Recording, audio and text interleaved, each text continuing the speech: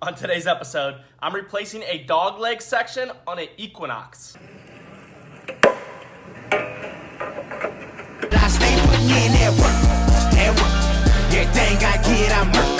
You can tell by the way I walk, I ain't just talking about it. I stay putting in that work. Everything I get, I murk. You can tell by the way I walk, I ain't just talking about it. I stay putting in that work. I'm up in the morning like 5 in the morning, I'm already on. So when you just getting out of the box, boy, I'm rounding the corner. This ain't a persona. I do this. What's up, everybody? Welcome to episode number 78 of Inside the Body Shop. Hope you guys are having a great Tuesday so far. It's storming here, lots of thunder going on. It's already dark outside, so if you hear a lot of thunder going on in the background, that's what it is. But anyway, first thing this morning, when I got to the shop, I had a Chevy Equinox that I was replacing, getting a dogleg section, which the dogleg is the lower part of the quarter panel by the rear door. That's just kind of a nickname for it, slang term. All right, on to the first one of the day. This is a Chevy Equinox. It's getting a dogleg section here. I think it gets sectioned right in there and right in there somewhere, and then I'm going to repair this area. Now on this one, you have to buy the entire side of the car. The whole unit side is how they sell it, even though I'm just using this small section. But that's the only way you could buy the parts, so that's what we had to do. I'm gonna go ahead and start cutting this one apart though.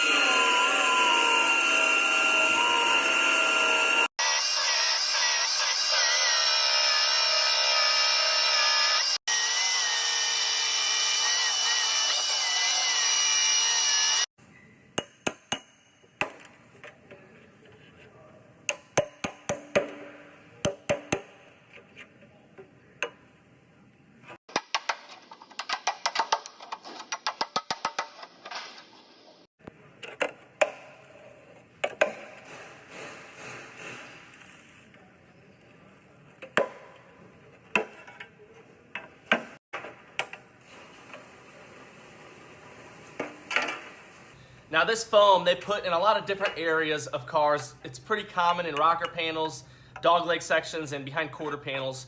If you're welding, whenever you're putting the new panel on, if you're gonna be welding anywhere in the vicinity of this foam where sparks or something could get on that, this stuff will catch fire, so you wanna remove all of this stuff that could possibly catch fire before you put the new piece on. You can replace it. They sell expanding foam and different types of foams that you could spray inside of there and it'll expand and fill it back in.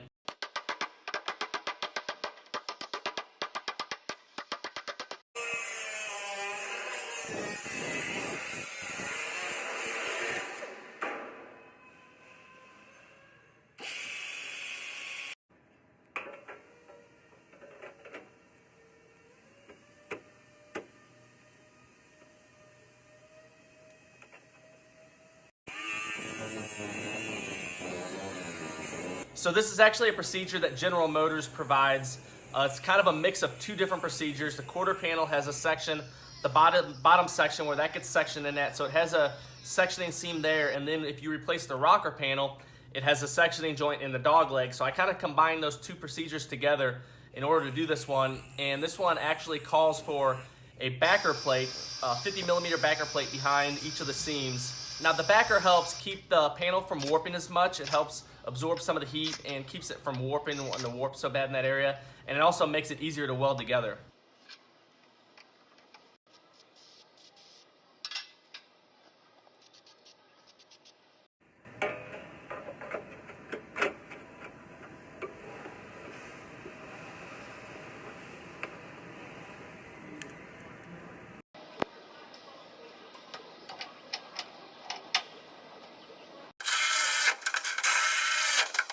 Alright, so I got this door fit up And the gaps are lining up good, except for right in this area.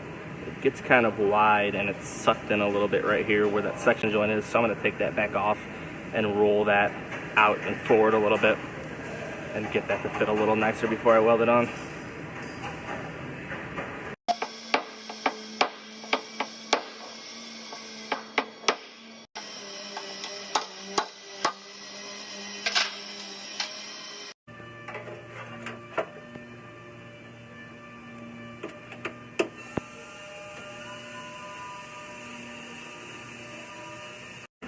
All right, looks like I got this one fitting up good now.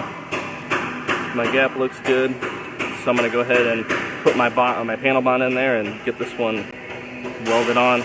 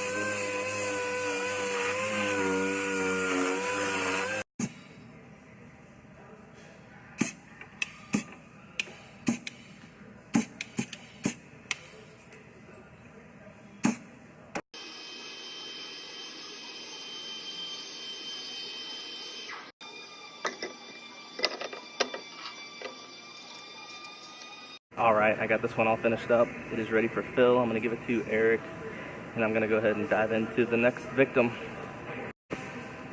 All right, on to the next one. This one's actually a storm damaged car. I believe a tree limb fell on it, broke out the back glass. This is the worst of it right here, and then it has a bunch of little dings and scratches all around the trunk lid and the roof. So I'm gonna go ahead and get this one going.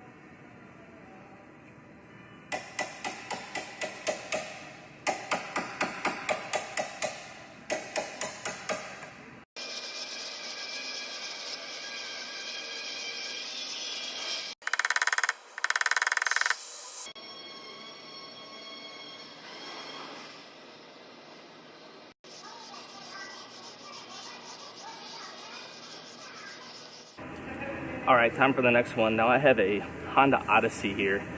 Anytime these Odysseys or the Pilots, they have the same design back here.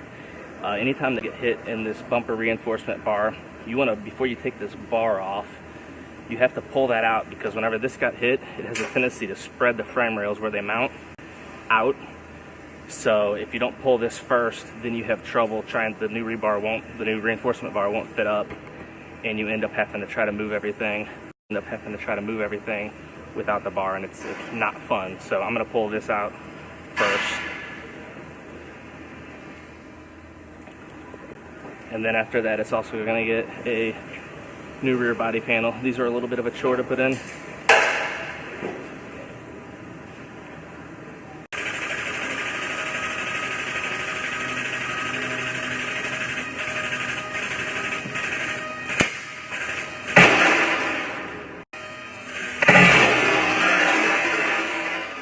Now, since this reinforcement bar broke loose, it tore straight through the bolts on that one side.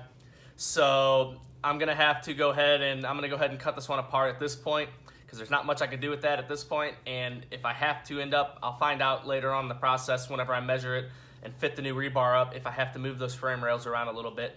Hopefully I got a little bit of movement out of them from the pull I did. I'll find out later on in the process. All right, now I'm gonna go ahead and pull out this rear body panel a little bit, get it kind of where it's supposed to be before I cut it off.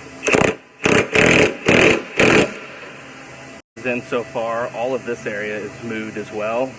And if I don't pull off the damaged panel, I'm gonna have a problem with this area later on once I cut it apart. Always wanna pull out the damage before you cut a panel off, depending on the situation, but generally that's what you wanna do.